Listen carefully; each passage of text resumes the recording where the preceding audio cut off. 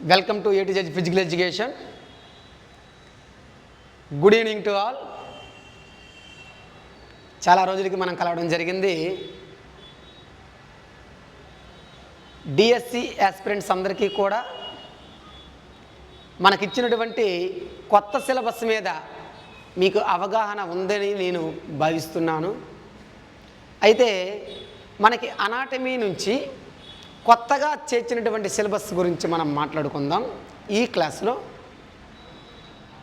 చూడండి మిత్రులారా, మనము చాలామందిని అబ్జర్వ్ చేస్తూ ఉంటాం. ఏదైనా సీరియల్ కానీ సినిమాలను కానీ చూస్తున్నప్పుడు కొంతమంది సినిమాలలో జరిగేటటువంటి లేదా సీరియల్లో జరిగేటటువంటి సన్నివేశాలని ఊహించుకొని వారు ఏం చేస్తూ ఉంటారు, వారితో పాటు వీళ్ళు కూడా ఏమవుతారు, కన్నీరు కార్చడం కానీ బాధపడటం కానీ లేదా అక్కడ వచ్చేటటువంటి కామెడీ సీన్స్కి వీరు తమ ఎక్స్ప్రెషన్స్ని ఇచ్చి నవ్వడం కానీ, అంటే అధికంగా సంతోషపడడం కానీ, లేదా కొన్ని మనం హర్రర్ మూవీస్ చూసేటప్పుడు భయపడడం కానీ చేస్తూ ఉంటాం. మరి ఇవన్నీ కూడా మనలో అటువంటి భావోద్వేగ లక్షణాలను మనలో ఎవరు కలుగు చేస్తూ ఉన్నారు? ఆ లక్షణాలను కలుగు చేసేటటువంటి ఆ పదార్థం ఏమిటి? అదే కదండి మనం ఈరోజు క్లాసులో తెలుసుకోవాలి. అయితే మిత్రులారా, ఇక్కడ మనలో కలిగేటటువంటి ఈ భావోద్వేగ లక్షణాలు ఏవైతే ఉన్నాయో ఇవన్నీ కూడా హార్మోన్లు అనేటటువంటి రసాయన పదార్థాలు మనకి కలుగు చేస్తూ ఉంటాయి. అయితే ఇవి మనకు బయటకు కనిపిస్తున్నాయా అండి? మనకు కనిపిస్తున్నాయా మిత్రులారా? ఈ హార్మోన్ అనేటటువంటి రసాయన పదార్థాలు మనకు బయటకు కనిపిస్తున్నాయా? మనకు నవ్వమని చెప్తున్నాయా, లేదా బాధపడమని చెప్తున్నాయా, లేదా సంతోషపడమని చెప్తున్నాయా? లేదు కదండి. ఇవన్నీ కూడా మన యొక్క అంతరంగా స్రవించేటటువంటి పదార్థాలు.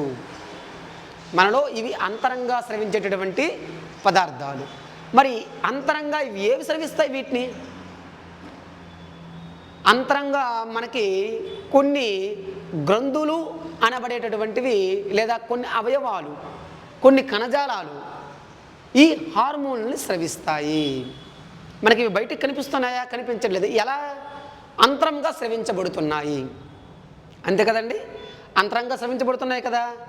కాబట్టి ఈ అంతరంగా స్రవించేటటువంటి ఈ రసాయనిక పదార్థాల గురించి తెలియజేసేటటువంటి శాస్త్రాన్ని అంతఃస్రావిక వ్యవస్థ అని పిలుస్తారు. ఆ వ్యవస్థను ఏమని పిలుస్తారండి? అంతఃస్రావిక వ్యవస్థ అని పిలుస్తారు.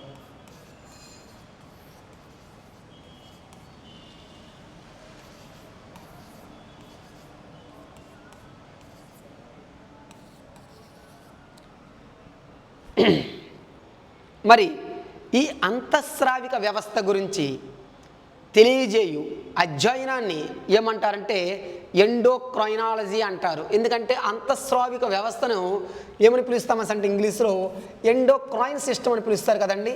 ఏమని పిలుస్తారు? Endocrine system. అంతఃస్రావిక వ్యవస్థను ఏమని పిలుస్తారు ఇంగ్లీష్లో? ఎండోక్రైన్ సిస్టమ్ అంటారు. కాబట్టి ఈ అంతఃస్రావిక వ్యవస్థ గురించినటువంటి అధ్యయనాన్ని ఏమని పిలుస్తారంటే ఎండోక్రైనాలజీ అని పిలుస్తారండి. ఏమని పిలుస్తారు? ఎండోక్రైనాలజీ.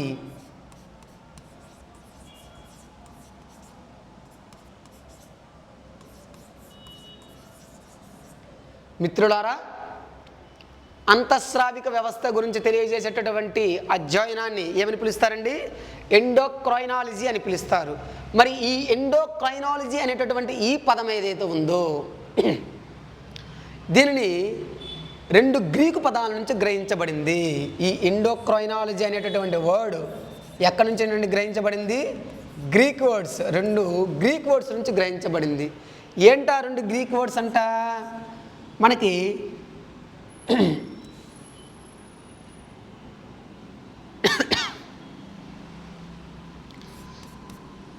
ఎండోక్రైన్ ఏంటండి? ఆ రెండు Greek words endocrine and ology. ఏంటండి? ఎండోక్రైనాలజీ అనేటటువంటి ఈ వర్డ్ అనేటటువంటిది గ్రీకు పదం నుంచి గ్రహించబడింది. 2 గ్రీకు పదాల నుంచి గ్రహించబడింది. ఏంటా 2 గ్రీకు పదాలు? ఎండోక్రైన్ అండ్ ఆలజీ అనేటటువంటి ఈ 2 పదాల నుంచి ఈ ఎండోక్రైనాలజీ అనేటటువంటి ఈ పదాన్ని తీసుకురావడం అనేది జరిగింది. మరి ఎండోక్రైన్ అంటే అర్థం ఏంటంటే అంతరంగా స్రవించుట. ఏంటండి ఎండోక్రైన్ మీన్స్ ఏంటండి? అంతరంగా స్రవించుట. మరి ఆలజీ మీన్స్ ఏంటండి? అధ్యయనం. ఆలజీ మీన్స్ అధ్యయనం అంటే పరిశీలన చేయడం లేదా పరిశోధించడం అనే అర్థం వస్తుంది. ఓకే, ఎండోక్రైన్ మీన్స్ ఏంటండి? అంతరంగా స్రవించుట. ఆలజీ మీన్స్ అధ్యయనం అంటే అంతరంగా స్రవించేటటువంటి పదార్థాల గురించి అధ్యయనం చేసేటటువంటి శాస్త్రం ఏదైతే ఉందో దానిని ఏమంటారండి? ఎండోక్రైనాలజీ అని పిలుస్తారు. ఏమని పిలుస్తారండి? ఎండోక్రైనాలజీ అని పిలుస్తారు. అంతరంగా ఏం స్రవిస్తున్నాయని చెప్పుకున్నాం మనము. అంతరంగా ఏంటండి? ఏం స్రవిస్తాయని చెప్పుకున్నాం. ఏంటి రసాయన పదార్థాలు ఏంటి అంటే అంతరంగా స్రవించేటటువంటి ఆ రసాయనిక పదార్థాలని హార్మోన్లు అంటారని మనము ముందుగానే చెప్పుకోవడం అనేది జరిగినది. మరి ఈ ఎండోక్రైనాలజీ లేదా ఈ ఎండోక్రైన్ సిస్టమ్ గురించి మనకి మొదటగా చెప్పినటువంటి ఆ శాస్త్రవేత్త ఎవరంటే థామస్ ఎడిసన్ అండి. ఓకేనండి, ఎవరండి? మనకి ఎండోక్రైన్ సిస్టమ్ గురించి మనకి మొదటగా చెప్పినటువంటి వ్యక్తి ఎవరండి? Thomas Edison. Thomas Edison. మరి ఈ థామస్ ఎడిసన్ని ఏమంటారంటే ఫాదర్ ఆఫ్ ఎండోక్రైనాలజీ అని పిలుస్తారు. ఇతను ఏమని పిలుస్తారండి? ఫాదర్ ఆఫ్ ఎండోక్రైనాలజీ అని పిలుస్తారు. ఫాదర్ ఆఫ్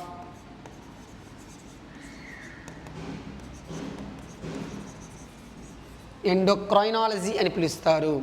మిత్రులారా, మనకి ఎండోక్రైనాలజీ గురించినటువంటి అధ్యయనాన్ని గురించినటువంటి లేదా ఎండోక్రైన్ సిస్టమ్ గురించి మనకి తెలియజేసినటువంటి శాస్త్రవేత్త ఎవరండి?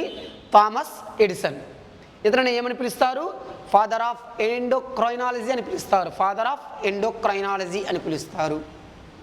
అంటే ఎండోక్రైనాలజీ సిస్టమ్ యొక్క తండ్రి ఇంట్లో వాడు. అంటే ఈ వ్యవస్థ గురించినటువంటి ఈ వ్యవస్థ గురించినటువంటి తెలియజేసినటువంటి శాస్త్రవేత్త. మరి ఏంటండి ఇతను ఏం కనుగొన్నాడు అని అంటే ఈ థామస్ ఎడిసన్ అనేటటువంటి వ్యక్తి ఏం కనుగొన్నాడు అని అంటే ఎడిసన్స్ వ్యాధిని కనుగొన్నాడండి. ఏ వ్యాధిని కనుగొన్నాడండి?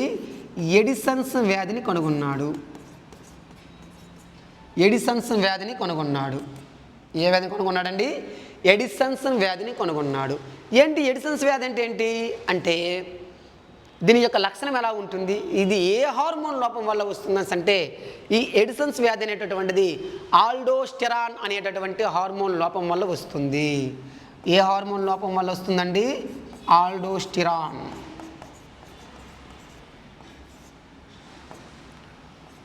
ఆల్డోస్టెరాన్ అనేటటువంటి హార్మోన్ లోపం వలన మనకి ఈ ఎడిసన్స్ వ్యాధి అనేటటువంటిది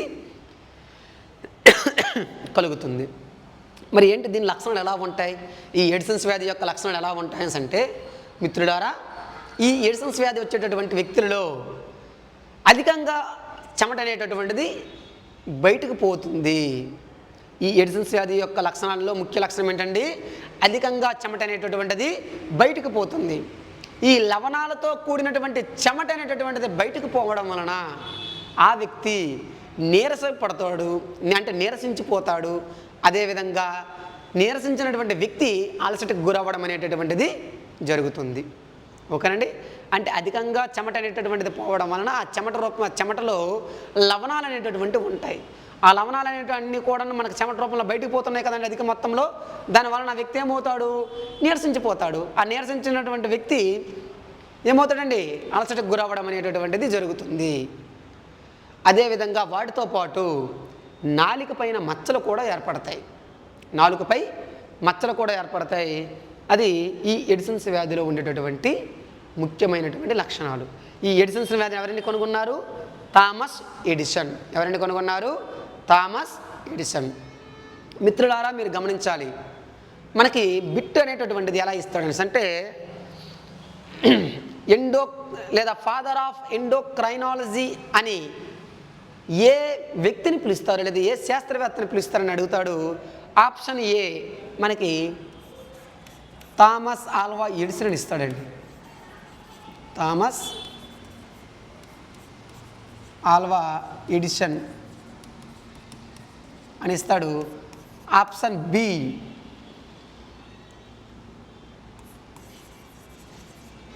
bunting. Option C Toronto. Option D Thomas Edison. ఇలా ఇచ్చాడు అనుకోండి మనకి ఆప్షన్. మిత్రులారా, మీరు బిట్ని కానీ సరిగా కానీ మీరు చదవకపోయినట్లయితే మీరు తప్పనిసరిగా మీరు చూజ్ చేసుకునేటటువంటి ఆన్సర్ ఏంటంటే థామస్ ఆల్వా ఎడిసన్. అంతే కదండి మిత్రులారా, ఒక్కసారి మీరు జాగ్రత్తగా వినండి. థామస్ ఎడిసన్ వేరు, థామస్ ఆల్వా ఎడిసన్ వేరు. మీ అందరికీ థామస్ ఆల్వా ఎడిసన్ గురించి బాగా తెలుసు. ఇతను ఏం కనుగొన్నాడండి? విద్యుత్ బల్బుని, ఎలక్ట్రికల్ బల్బుని కనుగొన్నాడు. ఓకే, ఇతని గురించి మనకు తెలుసు. మీరందరూ కూడా థామస్ ఎడిసన్ని మీరు థామస్ ఆల్వా ఎడిసన్ అనుకుంటున్నారు. మీరు కానీ పొరపాటున కానీ మీరు థామస్ ఎడిసన్ అనేటటువంటి వ్యక్తిని గురించి పూర్తిగా మీరు తెలుసుకోకపోయినట్లయితే ఏం పెడతారు మీరు? థామస్ ఎడిసన్ ఆప్షన్లో మనకి ఇచ్చున్నాడు, ఆప్షన్ డీలో ఇచ్చున్నాడు. తప్పు ఆన్సర్ ఎక్కడ ఇచ్చాడనండి? ఆప్షన్ ఏలో ఇచ్చాడు. ఓకే, దానివల్ల మీరు అందరూ కూడా దేన్ని ఆప్షన్గా చూజ్ చేసుకుంటారు? థామస్ ఆల్వా ఎడిసన్ ఆప్షన్గా చూజ్ చేసుకుంటారు. ఎందుకంటే మీరు చూడగానే మీకు ఆన్సర్ కనిపిస్తుంది థామస్ ఆల్వా ఎడిసన్. ఒకవేళ మీకు తెలిసినా సరే పొరపాటున మీరు ఈ ఆల్వా అనేటటువంటిది కానీ మీరు పక్కగా తీసినట్లయితే, పొరపాటున కానీ మీరు స్పీడ్గా కానీ చదివినట్లయితే థామస్ ఆల్వా ఎడిసన్గా చదివేస్తారు. దానివల్ల ఆప్షన్ ఏని మీరు ఆన్సర్గా చూజ్ చేస్తారు. కనుక మనకి ఇచ్చినటువంటి బిట్ని మీరు డిఎస్సి ఆస్పిరెంట్స్గా మీరు డిఎస్సి జాబ్ని మీరు పక్కాగా కొట్టాలనుకుంటే ఇచ్చినటువంటి 4 ఆప్షన్స్ను కూడా మీరు క్షుణ్ణంగా చదివి ఉండాలి. అలా చదవకపోయినట్లయితే మనము ఒక మార్కుని మనం కోల్పోయేటటువంటి పరిస్థితి అయితే వస్తుంది.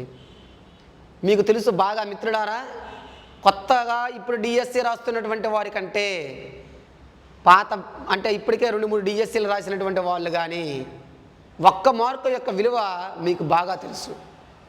కనుక ఇచ్చినటువంటి క్వశ్చన్ బాగా చదవడము, అలాగే ఇచ్చినటువంటి 4 ఆప్షన్స్ను కూడా బాగా చదవడం అనేటటువంటిది మీరు మొదటగా చేయవలసినటువంటి పని. అలా చేయకపోయినట్లయితే 1 మార్కే మన యొక్క లైఫ్ని డిసైడ్ చేస్తుంది. కనుక మిత్రులారా, ఆప్షన్స్ని మనకి క్వశ్చన్ అండ్ ఆన్సర్స్ని మనం చదివేటప్పుడు చాలా జాగరూకతతో, ఎలర్ట్నెస్తో మనం ఆ రెండింటినీ కూడా ఆప్షన్స్ని అలాగే క్వశ్చన్ని చదివి ఉండాలి. ఓకేనండి? Okay, endocrinology, father of endocrinology అని ఎవరిని పిలుస్తారు? థామస్ ఎడిసన్ పిలుస్తారు. ఎందుకంటే ఇతను ఏం కనుగొన్నారండి? ఎడిసన్స్ వ్యాధిని కనుగొన్నారు. ఇది దేని లోపం వల్ల వస్తుంది? ఆల్డోస్టిరాన్ అనేటటువంటి హార్మోన్ లోపం వల్ల వస్తుంది. దీని యొక్క లక్షణాలు కనుక మనం చూసినట్లయితే ఏంటండి దీని యొక్క లక్షణాలు? చెప్పండి, దీని యొక్క లక్షణాలు ఏంటండి? అధికంగా మనకి చెమట పోయడం, అంటే అధికంగా చెమట అనే స్వేదం అనేటటువంటి ఉత్పత్తి అవ్వడం, దానివలన ఏమొస్తుంది? నీరసం వస్తుంది, అలసట వస్తుంది. ఈ లక్షణాలతో పాటు మనకి 4 పైన మచ్చలు కూడా ఏర్పడడం అనేటటువంటిది జరుగుతుంది.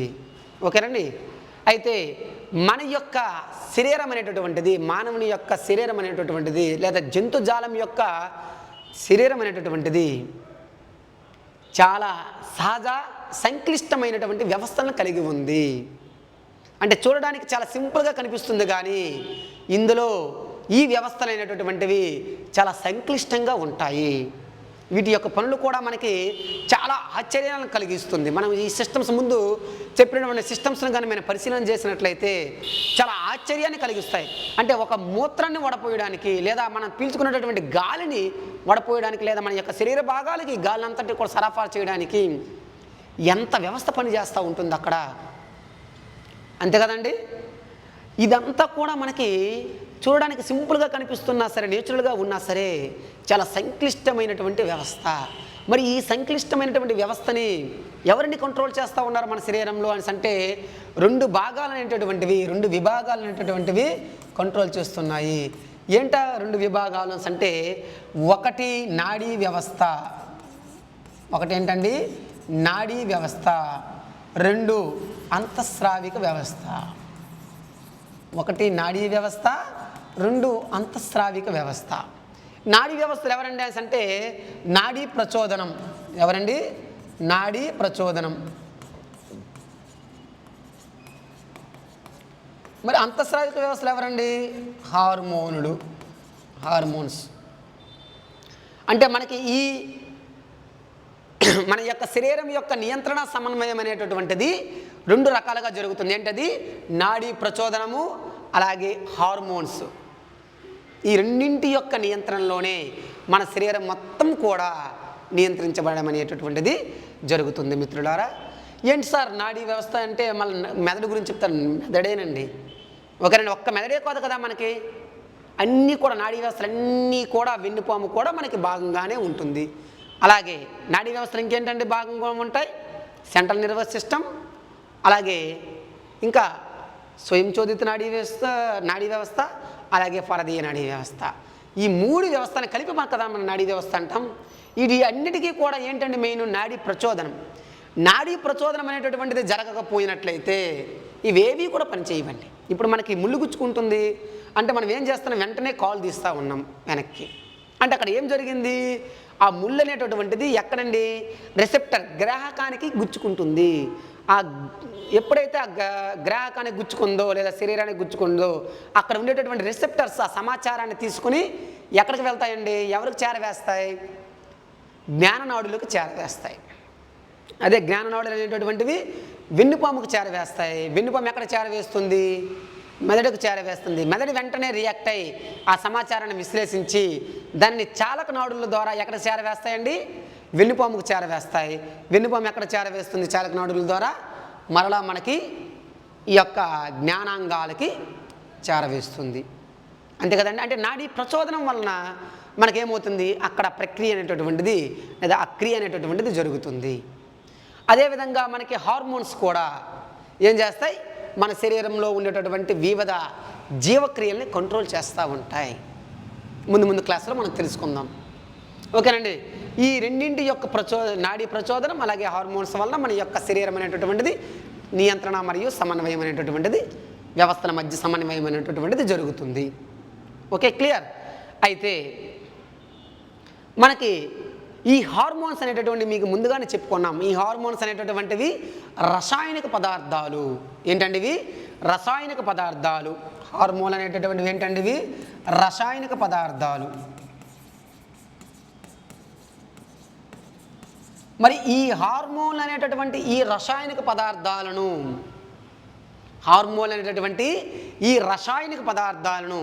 ఏవి విడుదల చేస్తాయి? గ్రంథులు విడుదల చేస్తాయి. ఏవండి విడుదల చేస్తాయి? గ్రంథులు విడుదల చేస్తాయి. అయితే ఈ గ్రంథులు విడుదల చేసేటటువంటి ఈ రసాయనిక పదార్థాలు మనకి రెండు విధాలుగా జరుగుతుంది. ఎన్ని విధాలుగా జరుగుతుందండి? రెండు విధాలుగా జరుగుతుంది. ఏంటవి అంటే మొదటిది నాళసహిత గ్రంథులు. ఏంటంటే అది నాళసహిత గ్రంథులు. రెండు నాళరహిత గ్రంథులు. నాళరహిత గ్రంథులు. ఈ విధంగా మనకు రెండు విధాలుగా జరుగుతుందండి. నాళసహిత గ్రంథుల్ని మనం ఇంగ్లీష్లో ఏమంటామంటే ఎక్సోక్రైన్ గ్లాండ్స్ అని పిలుస్తారు. Exocrine glands. దీన్ని ఏమని పిలుస్తారు? Endocrine glands. అవి ఎక్సోక్రైన్ గ్లాండ్స్, ఇవి ఎండోక్రైన్ గ్లాండ్స్. ఓకేనండి. అలాగే వీటికి ఇంకొక పేరు ఉందండి. నాళసహిత గ్రంథులకి ఇంకో పేరు ఏంటంటే ఇంగ్లీష్లో ఏమంటారంటే డక్ట్ గ్లాండ్స్ అని కూడా పిలుస్తారు. ఏమని పిలుస్తారండి? డక్ట్ గ్లాండ్స్ అని కూడా పిలుస్తారు. అదేవిధంగా మనకి ఎండోక్రైన్ గ్లాండ్స్ కానీ మనం చూసినట్లయితే వీటికి మనకి వినాల గ్రంథులను కూడా పిలుస్తారండి. ఏమని పిలుస్తారు? వినాల గ్రంథులు. ఓకే. అదేవిధంగా వీటికి అంతఃస్రావిక గ్రంథులు, అంతఃస్రావిక గ్రంథులు, అదేవిధంగా డక్ట్లెస్ గ్లాండ్స్ అని కూడా పిలుస్తారు. Ductless glands. ఓకేనండి. మనకి ఏదైనా విషయం గురించి తెలుసుకునేటప్పుడు దాని గురించి పరిపూర్ణంగా తెలుసుకునేటటువంటి ప్రయత్నం చేయాలి మిత్రులారా. మనం అర్ధజ్ఞానంతో కానీ ఏ విషయాన్ని గురించి అయినా తెలుసుకుంటే దానికి సంబంధించినటువంటి పూర్తి సమాచారాన్ని కానీ మనం తెలుసుకునే ప్రయత్నం చేయకపోతే దాని మీద వచ్చేటటువంటి క్వశ్చన్స్కి ఆన్సర్స్ను కూడా మనము తప్పుగా పెట్టేటటువంటి అవకాశం అనేది ఉంది. కాబట్టి మనకి ప్రశ్నల సరళి కూడా మనకి ఈసారి డిఎస్సి ఎగ్జామ్లో, ఎందుకంటే ఇది ఎస్ఏపికి సంబంధించినటువంటి డిఎస్సి కనుక ప్రశ్నల సరళి కూడా డైరెక్ట్గా బిట్టు వస్తుందనేటటువంటిది మీరు కలలో కూడా ఊహించకండి. ఎందుకంటే మనకి ఆ డెప్త్నెస్ అనేటటువంటిది కనిపించాలి. కనుక ఇచ్చేటటువంటి మనకి పేపర్ సెట్టర్ కూడా ఆ మొత్తం ఏరియాలన్నింటినీ కూడా కవర్ చేస్తాడు. పూర్తి ఏరియాని కవర్ చేసి మనకి బిట్ని ఇస్తాడు. కాబట్టి మనం తెలుసుకునేటటువంటి ప్రయత్నం చేసేటప్పుడు పూర్తిగా దాని గురించి తెలుసుకునేటటువంటి ప్రయత్నం చేయాలి. దానికి ఉండేటటువంటి వివిధ రకాలైనటువంటి పేర్లు కూడా మనం తెలుసుకోవాలి. ఓకేనండి. నాళసహిత గ్రంథులు, వీటికి ఏమంటారండి ఇంగ్లీష్లో ఎక్సోక్రైన్ గ్లాండ్స్ అని పిలుస్తారు. వీటిని డక్ట్ గ్లాండ్స్ అని కూడా పిలుస్తారు. అంటే ఇక్కడ ఏంటుంటుంది, నాళం అనేటటువంటిది ఉంటుంది. అంటే ఇది గ్రంథి అండి. ఈ గ్రంథికి ఏముంటుందండి, నాళం అనేటటువంటిది ఉంటుంది. ఈ నాళాల ద్వారా ఈ గ్రంథులు సవించినటువంటి ఈ రసాయన పదార్థాలను ఈ నాళాల ద్వారా శరీర భాగాలకు తీసుకొని వెళ్ళడం అనేటటువంటిది జరుగుతుంది. ఓకేనండి. అంటే ఇక్కడ విడుదల చేసేటువంటి గ్రంథులు విడుదల చేసేటటువంటి ఈ రసాయనిక పదార్థాలని ఈ నాళాల ద్వారా మనకి శరీర భాగాలకు చేరవేయడం అనేటటువంటిది జరుగుతుంది. ఓకే. అయితే మరి ఈ నాళాల ద్వారా శరీరంలోకి ప్రవేశిస్తున్నాయి కదండి. మరి వీటికి ఉదాహరణగా మనం కానీ చూసినట్లయితే అటువంటి గ్రంథులకు ఉదాహరణగా చూసినట్లయితే కాలేయము, అదేవిధంగా లాలాజల గ్రంథులు, కాలేయము మరియు లాలాజల గ్రంథులు. అయితే ఈ నాళసహిత గ్రంథులకు ఏం విడుదల చేస్తాయి అంటే, నాళసహిత గ్రంథులు అనేటటువంటివి ఏం విడుదల చేస్తాయి అంటే, నాళసహిత గ్రంథులన్నీ కూడా మనకి ఏం విడుదల చేస్తాయి అంటే ఎంజైమ్స్,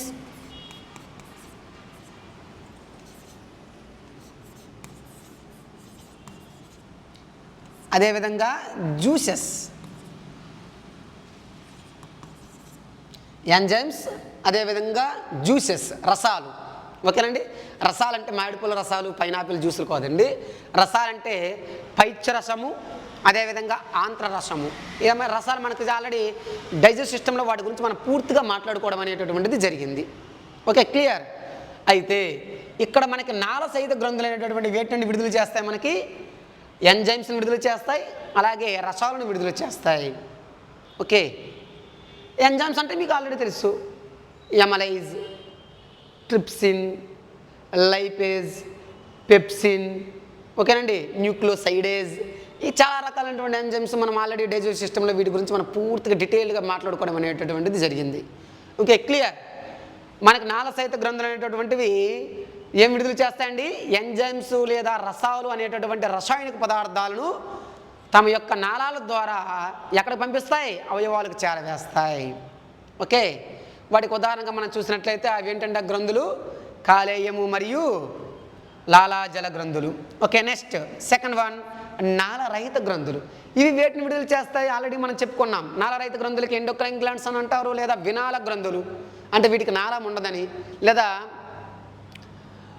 అంతఃస్రావిక గ్రంథులు అంటే అంతరంగా విడుదలవుతాయి కాబట్టి. అలాగే డక్ట్లెస్ గ్లాండ్స్ అంటే వీటికి నాళం అనేటటువంటిది, డక్ట్ అంటే నాళము, డక్ట్లెస్ అంటే నాళం అనేటటువంటిది ఉండదు. అంటే ఈ గ్రంథులు అనేటటువంటివి ఏం చేస్తాయి, వీటిలో ఉండేటటువంటి రసాయనిక పదార్థాలని ఇవి డైరెక్ట్గానే బయటికి పంపించడం అనేటటువంటిది జరుగుతుంది. ఇందులో ఉండేటటువంటి రసాయనిక పదార్థాలని డైరెక్ట్గా అవయవాల దగ్గరికి పంపించడం అనేటటువంటిది జరుగుతుంది. ఏ విధంగా పంపిస్తుందో ముందు క్లాసులో చూద్దాం. ఓకే. ఇందులో ఉండేటటువంటి ఈ రసాయనిక పదార్థాలను ఏమంటారంటే హార్మోన్స్ అని పిలుస్తారండి. ఏమని పిలుస్తారు, హార్మోన్స్ అంటారు. ఈ హార్మోన్స్ని విడుదల చేసేటటువంటి కొన్ని గ్రంథులకి ఎగ్జాంపుల్గా కానీ మనం చూసినట్లయితే ఒకటి పిట్యూటరీ మెయిన్, పిట్యూటరీ గ్రంథి, అదేవిధంగా థైరాయిడ్,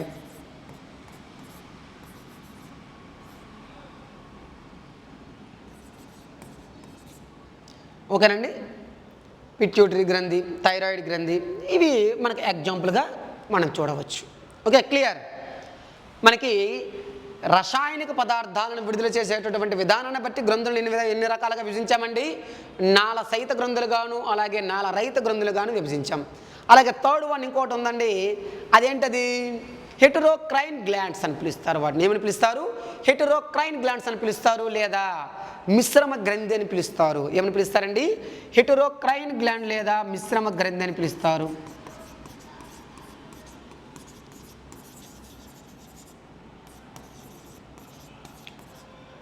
అంటే ఇందులో ఏముంటాయి అంటే ఈ గ్రంథి ఏం చేస్తుంది అని అంటే, ఈ గ్రంథి ఏం చేస్తుందండి అంటే ఇక్కడ ఎంజైమ్స్ని విడుదల చేస్తుంది, అదేవిధంగా హార్మోన్స్ని విడుదల చేస్తుంది. ఈ గ్రంథి ఏంటండి? దేన్ని విడుదల చేస్తుంది? ఎంజైమ్స్ని విడుదల చేస్తుంది, అదేవిధంగా హార్మోన్స్ను కూడా విడుదల చేస్తుంది. ఏంటంటే దానికి బెస్ట్ ఎగ్జాంపుల్ ఏంటండి? దానికి ఎగ్జాంపుల్ ఏంటి ఇవ్వచ్చండి? ఏమవ్వచ్చు? క్లోమ గ్రంథి. ఏదండి అది? క్లోమము. Okay, clear. ఆల్రెడీ మన డైజెస్టివ్ సిస్టంలో క్లోమ గ్రంథి గురించి మనం మాట్లాడాం. ఏంటి విడుదల చేస్తుంది? అమైలేజ్ అనేటటువంటి ఎంజైమ్ విడుదల చేస్తుంది, అలాగే ట్రిప్సిన్ అనేటటువంటి ఎంజైమ్ విడుదల చేస్తుంది. అదే కదండి. నెక్స్ట్ ఇంకేంటండి? అమైలేజ్, ట్రిప్సిన్, అదేవిధంగా లైపేజ్ అనేటటువంటి ఎంజైమ్స్ని విడుదల చేస్తుంది క్లోమ్ అనేటటువంటిది. అదేవిధంగా మనం హార్మోన్స్కి కానీ వచ్చామనుకోండి, ఎక్కడేం విడుదల చేస్తుంది? ఇన్సులిన్, గ్లూకాగాన్ అనేటటువంటి హార్మోన్స్ను కూడా ఇది ఏం చేస్తుందండి? విడుదల చేస్తుంది. Okay, clear. మనకి ఈ విధంగా గ్రంథులు అనేటటువంటివి రసాయనిక పదార్థాలని ఈ రకాలుగా ఇన్ని విధాలుగా మనకి విడుదల చేయడం, మన యొక్క శరీరంలో విడుదల అవ్వడం అనేటటువంటిది జరుగుతుంది. ఓకే, క్లియర్ అండి. ఓకే, నెక్స్ట్ ఇప్పుడు మనకు మెయిన్గా మనం ఆల్రెడీ ఎంజైమ్స్ గురించి మనం ఎక్కడ మాట్లాడేసాం? డైజెస్ట్ సిస్టంలో మాట్లాడాం కాబట్టి ఇప్పుడు దాని గురించి మనం పూర్తి వివరణ ఇవ్వాల్సినటువంటి అవసరం లేదు. ఇప్పుడు మనం దేని గురించి మాట్లాడుతూ ఉన్నాం? హార్మోన్స్ గురించి మనం మాట్లాడుతూ ఉన్నాం. కాబట్టి ఈ హార్మోన్స్ గురించి ఇప్పుడు మనం తెలుసుకునేటటువంటి ప్రయత్నం అనేది చేద్దాం. Okay, next hormones.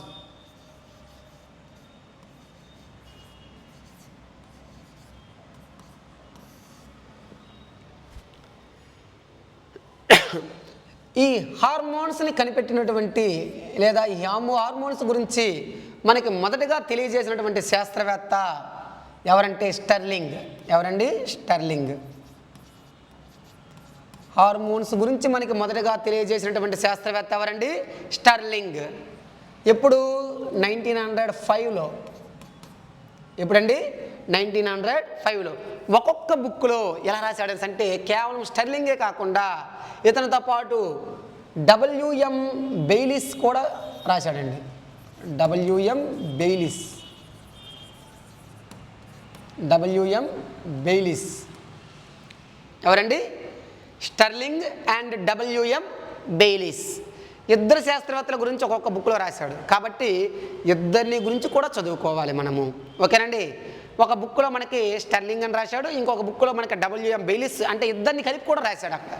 అంటే హార్మోన్స్ గురించి మొదటగా తెలియజేసినటువంటి శాస్త్రవేత్త ఎవరు అంటే స్టెర్లింగ్ అండ్ WM బెయిలిస్. ఇప్పుడు 1905లో.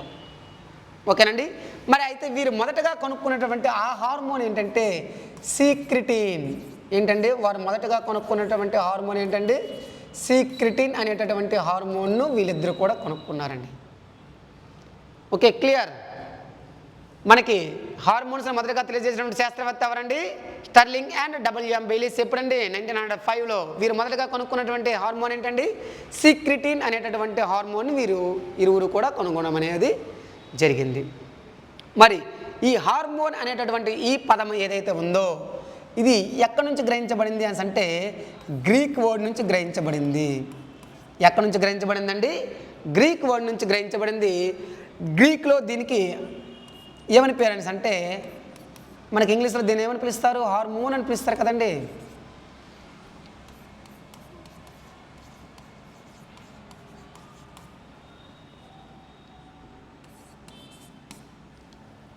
గ్రీక్లో హార్మోన్ అనేటటువంటి ఈ వర్డ్ నుంచి ఈ లేదండి ఇక్కడ. Okay, clear.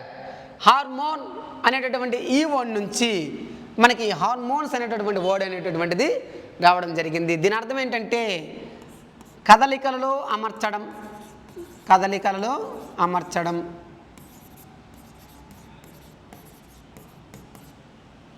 లేదా కదల్చడం, లేదా కదల్చడం. కదలికలలో అమర్చడం లేదా కదల్చడం అంటే మనకి ఇవేం చేస్తాయి?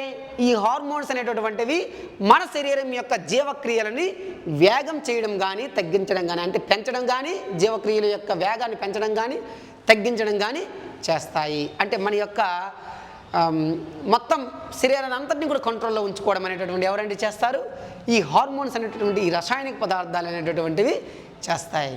అంటే మన శరీరంలో ఏ జీవక్రియలు జరగాలన్నా సరే, లేదా మనం ఈ శరీరం అనేటువంటి ఏ విధి చేయాలన్నా సరే తప్పనిసరిగా ఈ హార్మోన్స్ అనేటటువంటివి తప్పనిసరిగా రియాక్ట్ అవ్వడం అనేటటువంటిది జరగాలి. అవి కానీ రియాక్ట్ అవ్వడం కానీ జరగలేదనుకోండి మన యొక్క జీవక్రియలు ఏవి కూడా సరిగా జరగవు. Okay, clear. ఒక్కొక్క బుక్లో దీన్ని ఎలా రాశాడంటే మనకి హార్మో అనేటటువంటి వర్డ్ నుంచి, హార్మోన్ అనేటటువంటి గ్రీక్ వర్డ్ నుంచి ఈ హార్మోన్స్ అనేటటువంటి పదం రావడం జరిగిందని రాశాడు. ఇక్కడ హార్మో అంటే ఏంటంటే అర్థం ఏంటంటే ఐ ఎక్సైట్ అని అర్థం. ఐ ఎక్సైట్ ఏంటంటే అర్థం ఐ ఎక్సైట్ అంటే ఉత్తేజితం చెందడం, నేను ఉత్తేజితం చెందడం. అంటే ఎవరు నేను ఉత్తేజితం చెందడం అంటే ఇక్కడ ఎవరు? హార్మోన్స్ అనేటటువంటి ఉత్తేజితం చెందడం. Okay, clear. చూడండి మనకి ఇక్కడ ఎన్ని విధాలుగా ఇచ్చాడో, ఏ ఏ బుక్కుల్లో ఎలా రాశాడో అన్నీ కూడా మీ ముందు పెడుతూ ఉన్నాను. సార్ ఏంటంటే మాకు కన్ఫ్యూజ్ చేస్తూ ఉన్నారా అంటే కన్ఫ్యూజ్ ఏమీ లేదండి. పేపర్ సెట్టర్ ఏ బుక్ నాడు ఆధారంగా చేసుకొని రాస్తాడనే దాని గురించి మనకు ఎవరికైనా క్లారిటీ ఉందా? క్లారిటీ ఉంటే మనం ఆ బుక్ నుంచే మనము చెప్దాం. ఆ ఒక్క బుక్ గురించే మాత్రమే ఆ బుక్లో ఉండేటువంటి సమాచారాన్ని మీకు నేను ఇవ్వగలను. ఎవరికి క్లారిటీ లేదు కదండి. ఎందుకంటే ఈ పేపర్ని ఏ యూనివర్సిటీకి ఇస్తాడో మనకు తెలియదు. ఆ యూనివర్సిటీలో ఉండేటువంటి ఆ ప్రొఫెసర్ ఏ బుక్ని వాడి మనకి, ఏ స్టాండర్డ్ బుక్ని వాడి మనకి దాని గురించినటువంటి బిట్స్ ప్రిపేర్ చేస్తారో తెలియదు. కాబట్టి మనకు దగ్గరలో ఉండేటటువంటి స్టాండర్డ్ బుక్స్ అన్నిటినీ కూడా చదివి దాని నుంచి ఉండేటటువంటి పూర్తి సమాచారాన్ని మీ ముందు ఉంచడం అనేటటువంటిది జరుగుతుంది. కాబట్టి ఒక్కొక్క బుక్లో ఒక్కొక్కలా రాశాడని కూడా మీకు నేను చేస్తా ఉన్నాను. ఎందుకంటే రైటర్స్ అనేటటువంటి వాళ్ళు ఇంకొకరిని కాపీ కొట్టడానికి ఇష్టపెట్టుకోరు. కాబట్టి వాళ్ళు ఒక్కొక్కరు ఒక్కొక్క రకమైనటువంటి సమాచారాన్ని క్రోడీకరించి అందులో రాస్తారు. ఏదైనా సరే ఆ స్టాండర్డ్స్ని మన బుక్లో స్టాండర్డ్ బుక్స్లో మనకు రాశారు కాబట్టి వాటి గురించి తెలుసుకునేటటువంటి పూర్తి అవగాహన తెలుసుకునేటటువంటి ప్రయత్నం అనేటటువంటిది మనం చేయాలి. ఓకే, క్లియర్ అండి. ఒకసారి చూడండి మనకి ఇక్కడ మొదట్లో నేను చెప్పాను ఈ హార్మోన్స్ అనేటటువంటి వర్డ్ అనేటువంటిది గ్రీక్ పదం నుంచి వచ్చిందని చెప్పాం. ఏంటి ఆ గ్రీక్ పదం? హార్మోన్. దాని అర్థం ఏంటండి? కదలికలలో అమర్చడం లేదా కదల్చడం. ఓకే, ఇంకొక బుక్లో ఎలా రాసాను చెప్పాము? హార్మోన్ రాసాం. ఈ హార్మోన్ అనేటటువంటి ఈ వర్డ్ అనేటటువంటి దాని అర్థం ఏంటండి? ఐ ఎక్సైట్ అంటే ఉత్తేజితం చెందడం. ఏంటంటే అర్థం? ఉత్తేజితం చెందడం.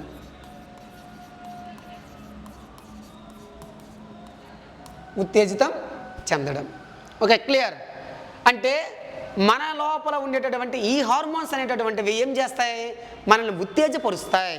ఓకే, క్లియర్ అండి. మనల్ని ఉత్తేజపరిచి మన యొక్క క్రియలని సక్రమంగా జరిగేలా చేస్తాయి. ఓకే, అయితే మనం ఆల్రెడీ చెప్పాం ఇవి ఏ పదార్థాలని చెప్పాం? ఈ హార్మోన్స్ అనేటటువంటివి రసాయనిక పదార్థాలు, కెమికల్ సబ్స్టాన్సెస్, రసాయనిక పదార్థాలు. ఓకేనండి.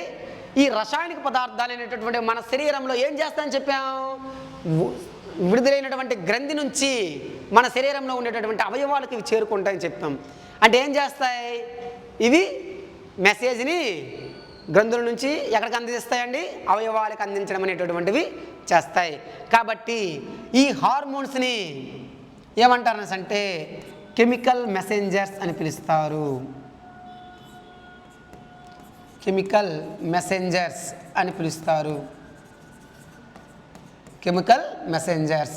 వీటిని తెలుగులో ఏమంటారంటే రసాయన వార్తావాహకాలు అని పిలుస్తారు. రసాయన వార్తావాహకాలు. ఓకేనండి. ఈ హార్మోన్స్ అనేటటువంటి వాటిని ఏమని పిలుస్తారు? Chemical messengers. అంటే ఇవి విడుదలైనటువంటి స్థానం నుంచి, గ్రంథుల నుంచి ఏం చేస్తాయి? మెసేజ్ అంటే ఆ అవయవాలు ఏ విధంగా పనిచేయాలో ఇవే సమాచారాన్ని అందిస్తాయి లేదా సమాచారాన్ని తీసుకుని పోతాయి. కాబట్టి వీటిని ఏమని పిలుస్తారు? కెమికల్ మెసెంజర్స్ లేదా రసాయన వార్తావాహకాలను పిలుస్తారు. వీటిని హార్మోన్స్ని. Okay, clear. మరి ఆల్రెడీ చెప్పాం మనము ముందు దాంట్లో ఏం చెప్పాం? ఇవి గ్రంథుల నుంచి విడుదలవుతాయి. ఏ రకమైన గ్రంథుల నుంచి విడుదలవుతాయని చెప్పా? డక్ట్లెస్ గ్లాండ్స్ నుంచి విడుదలవుతాయి. అంటే వాటికి ఏముండదండి? డక్ట్ అనేటటువంటిది ఉండదు. అంటే ఇలా ఉంటుంది గ్రంథులు. ఇవి రసాయన పదార్థాలను విడుదల చేస్తాయని చెప్పాం.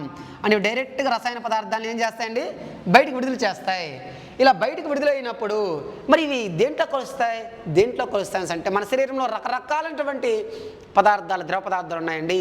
అందులో మెయిన్గా అన్ని భాగాలకు కూడా చేరేటటువంటి మెయిన్ లిక్విడ్ ఏంటండి? బ్లడ్. Very good. ఏంటంటే అది రక్తము. Okay, clear.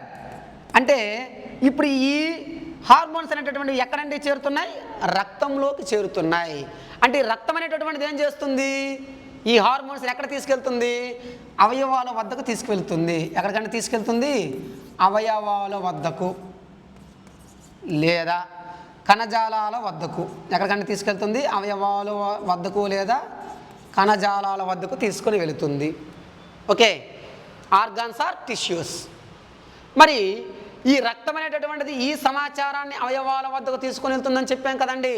కాబట్టి ఈ హార్మోన్స్ని రక్తం అనేటటువంటిది అవయవాల వద్దకు తీసుకెళ్తుంది. కాబట్టి రక్తాన్ని ఏమంటారు అంటే, రక్తాన్ని ఏమంటారండి?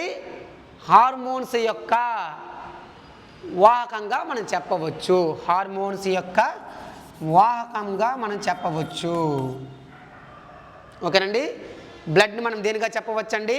హార్మోన్స్ యొక్క వాహకంగా, మెసెంజర్గా మనము చెప్పవచ్చు. ఓకేనండి. అయితే ఈ హార్మోన్స్ అనేటటువంటివి ఎక్కువ మొత్తంలో విడుదలవ్వడం అనేటటువంటిది ఏమీ ఉండదండి.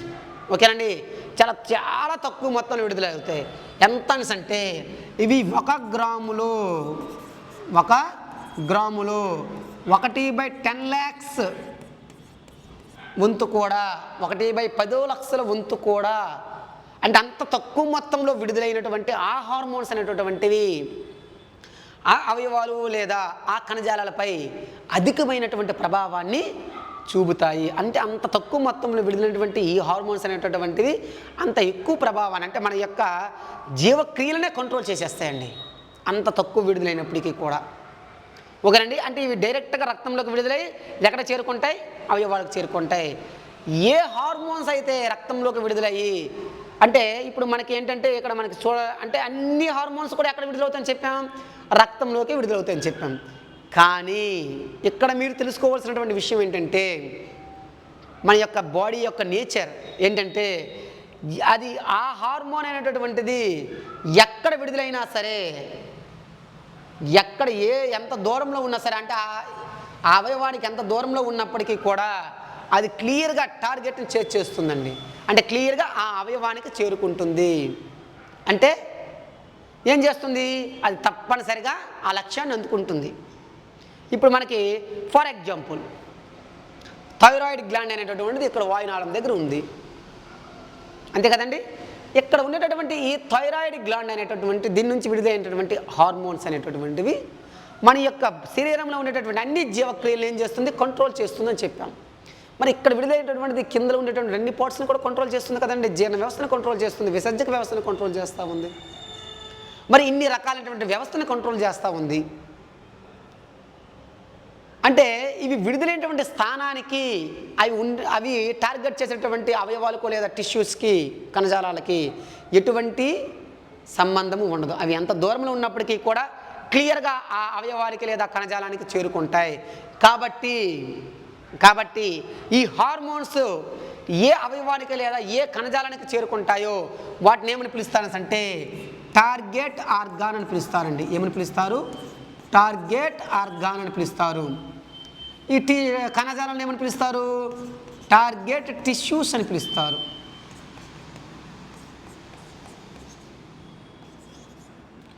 ఓకేనండి. దీన్ని తెలుగులో ఏమంటారంటే నిర్వాహక అవయవం లేదా అంగం. అవయవం లేదా అంగం. దీన్ని ఏమంటారు? నిర్వాహక కణజాలము అని పిలుస్తారు. నిర్వాహక కణజాలము. నిర్వాహక కణజాలము. Okay, clear. దీనికి ఇంకో పేరు కూడా ఉందండి. ఇది క్లియర్. లక్ష్యము, టార్గెట్ అంటే ఏంటంటే లక్ష్యం కదా, కాబట్టి లక్ష్య అంగము అని కూడా పిలుస్తారు. లక్ష్య అంగము. ఓకే, దీని లక్ష్య కణజాలము. లక్ష్య కణజాలము. ఓకేనండి, క్లియర్ అండి. చూడండి, అంటే మనకి ఇచ్చినటువంటి ప్రతి విషయాన్ని గురించి కూడా కూలంకుషంగా తెలుసుకునేటటువంటి ప్రయత్నం అనేది చేయాలి. కేవలం టార్గెట్ ఆర్గన్ అని చెప్పి ఆపివచ్చు. దానివలన ఏమవుతుంది? మీకు లక్ష్య అంగం అని ఇచ్చాడు అనుకోండి, తెలుసుకునేటటువంటి ప్రయత్నంగా మనం సరిగ్గా చేయలేదు. లేదా నిర్వాహక అంగం గురించి నేను చెప్పి లక్ష్యాంగం గురించి చెప్పలేదు అనుకోండి, నిర్వాహక అంగానికి లక్ష్యాంగానికి మీకు చాలా అంటే నిర్వాహక అవయవం కానీ లేదా నిర్వాహక అంగం కానీ ఈ రెండింటికి మధ్య డిఫరెన్స్ మీరు అనుకుంటే, అంటే రెండు కూడా వేరు వేరు అనుకుంటే మన బిట్ని కోల్పోయేటటువంటి అవకాశం అనేది ఉంది. కాబట్టి మనకి దేని గురించి దేని గురించి తెలుసుకునేటప్పుడు పూర్తిగా తెలుసుకునేటటువంటి ప్రయత్నం చేద్దాం. అదే మా ప్రత్యేకత. పూర్తిగా మీకు దాని గురించినటువంటి పూర్తి సమాచారాన్ని ఇవ్వడమే మా యొక్క A to Z physical education యొక్క ప్రత్యేకత. ఓకేనండి, క్లియర్. ఓకే, అంటే ఇప్పుడు మనకి ఈ హార్మోన్ ఏదైతే ఉందో, దేనైతే ఏ అవయవాన్ని అయితే టార్గెట్ చేస్తూ ఉందో ఆ అవయవాన్ని టార్గెట్ ఆర్గాన్ లేదా టార్గెట్ లేదా కణజాలాన్ని టార్గెట్ టిష్యూస్ అంటారు, లేదా నిర్వాహక అంగము లేదా నిర్వాహక అవయవం అని పిలుస్తారు, లేదా దాని లక్ష్య అంగము లేదా లక్ష్య కణజాలం అని పిలుస్తారు. ఓకేనండి, క్లియర్. అయితే మనకి ఈ అంతఃస్రావిక గ్రంథులైనటువంటివి విడుదల చేసేటువంటి హార్మోన్ అనేటటువంటివి, ఓకేనండి, ఒక హార్మోన్ అనేటువంటి ఒక అవయవం మీద పనిచేయవచ్చు, లేదా అనేక హార్మోన్ అనేటటువంటివి అనేక అవయవాలు ఒకే అవయవం మీద కూడా పనిచేయవచ్చు. ఓకేనండి. అయితే మనకి అంతఃస్రావిక వ్యవస్థలో ఈ హార్మోన్ యొక్క పనితనం ఏంటంటే మనం చూసాం. ఈ హార్మోన్లు ఏం చేస్తాయో కూడా మనం చూసాం. ఏం చేస్తాయండి? మన యొక్క శరీరంపై పూర్తి కంట్రోల్ చేస్తాయి. మరి ఈ హార్మోన్ల యొక్క ఉపయోగాలుగా మనం చూసినట్లయితే ఈ హార్మోన్లు మనకి పెరుగుదలకు సహాయపడతాయి, బాడీ డెవలప్మెంట్కి. అదేవిధంగా పెరుగుదలతో పాటు మనకి జీవక్రియలకు మెరుగుపరచడానికి సహాయపడతాయి. అదేవిధంగా మన యొక్క పునరుత్పత్తికి సహాయపడతాయి. అదేవిధంగా వ్యాధి నిరోధక శక్తికి సహాయపడతాయి. ఓకేనండి. ఇలా మనం ముందు మనం వీటి గురించి ఈ హార్మోన్ల గురించి తెలుసుకోవాలి. కాబట్టి ఇవన్నీ కూడా మనకి ముందు క్లాసెస్లో వచ్చేస్తాయి. ఓకేనండి. పెరుగుదలకు, జీవక్రియలకు, పునరుత్పత్తికి, వ్యాధి నిరోధక శక్తికి మెరుగుపరచుటకు ఈ హార్మోన్స్ అనేటటువంటివి ఉపయోగపడతాయి. మరి ఈ హార్మోన్స్ అనేటటువంటివి ఎక్కడండి ఉంటాయి, ఎక్కడి నుంచి విడుదలవుతాయి, ఈ వేటి నుంచి విడుదలవుతాయి అంటే ఈ హార్మోన్స్ అనేటటువంటివి మన యొక్క శరీరంలో ఉండేటటువంటి గ్రంథుల నుంచి, అంతఃస్రావిక గ్రంథుల నుంచి విడుదలవుతాయని చెప్పాం. ఓకేనండి. మెయిన్గా మనం చూసుకున్నట్లయితే అంతఃస్రావిక గ్రంథులు అనేటటువంటివి ఎక్కడెక్కడ లొకేట్ అయ్యాయని ఒక్కొక్కటి నేను చెప్తా ఉంటాను, ఒక్కొక్కసారి చూసుకోండి. అంతఃస్రావిక గ్రంథులు అనేటటువంటివి మన కపాలంలో ఉండేటటువంటి మెదడు భాగంలో ఉండేటటువంటి ఆ మెదడు కాండానికి హైపోథాలమస్కి అంటుకొని పీయూష గ్రంథి అనేటటువంటిది ఉంటుంది. దాని పక్కనే పీనియల్ గ్రంథి కూడా ఉంటుంది. అవన్నీ కూడా ఆ రెండు కూడా ఎక్కడ ఉంటాయండి? మెదడు భాగంలోనే ఉంటాయి, అంటే మన కపాల భాగంలోనే ఉంటాయి. Okay, clear. అయితే ఇక్కడ మనం ఒక విషయం తెలుసుకోవాలి. హైపోథాలమస్ అనేటటువంటిది మెదడులో నాడీ వ్యవస్థలో భాగమైనప్పటికీ కూడా ఇది కూడా అంతఃస్రావిక వ్యవస్థలో భాగంగానే పరిగణిస్తాం. ఓకేనండి. నెక్స్ట్, ఇది కూడా హార్మోన్లు కంట్రోల్ చేస్తుంది కాబట్టి, మన యొక్క శరీర యొక్క క్రియలను కంట్రోల్ చేస్తుంది కాబట్టి దీనిని కూడా అంతఃస్రావిక వ్యవస్థలో భాగంగానే మనం కూడా పరిగణిస్తాం. ఓకేనండి. నెక్స్ట్, ఇక్కడికి వచ్చేటప్పటికి దానికి ఎందుకు వచ్చేటప్పటికి ఇక్కడ మనకి వాయునాళం దగ్గర మనకి థైరాయిడ్ గ్లాండ్ అనేటటువంటిది ఉంటుంది. ఏంటుందండి? థైరాయిడ్ గ్లాండ్ అనేటటువంటిది ఉంటుంది. దానిలోనే పారాథైరాయిడ్ అనేటటువంటి గ్లాండ్స్ అనేటటువంటివి ఉంటాయి. కిందకు వచ్చేటప్పటికి థైమస్ గ్లాండ్ అనేటటువంటిది ఉంటుంది. కిందకు వచ్చేటప్పటికి స్త్రీలలో చూసుకున్నట్లయితే గర్భాశయము, దాన్ని ప్లాసంటా. అదే పురుషుల్లో చూసేటప్పటికి స్త్రీలో ఇంకా స్త్రీ బీజకోశాలు. అదేవిధంగా పురుషుల్లో కానీ చూసినట్లయితే టెస్టికల్స్. మూత్రపిండాలపైన టోపీ ఆకారంలో ఉండేటటువంటివి ఏంటంటే అవి అడ్రినల్ గ్లాండ్స్. ఓకేనండి. అలాగే డైజెస్టివ్ సిస్టంలో మనకి క్లామ గ్రంథి. ఇవన్నీ కూడా అంతఃస్రావిక గ్రంథులకి మనం ఉదాహరణగా చెప్పుకోవచ్చు. ఓకేనండి. ఈ సెషన్లో మనము ఎండోక్రైన్ సిస్టమ్ యొక్క ఇంట్రడక్షన్, అదేవిధంగా హార్మోన్ల గురించినటువంటి పూర్తి సమాచారాన్ని ఈ సెషన్లో తెలుసుకునేటటువంటి ప్రయత్నం చేశాం.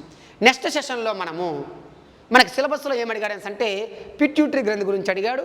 అదేవిధంగా థైరాయిడ్, పారాథైరాయిడ్, అదేవిధంగా అవట గ్రంథి, అడ్రినల్ గ్రంథి, అదేవిధంగా క్లామ గ్రంథి గురించి అడిగాడు.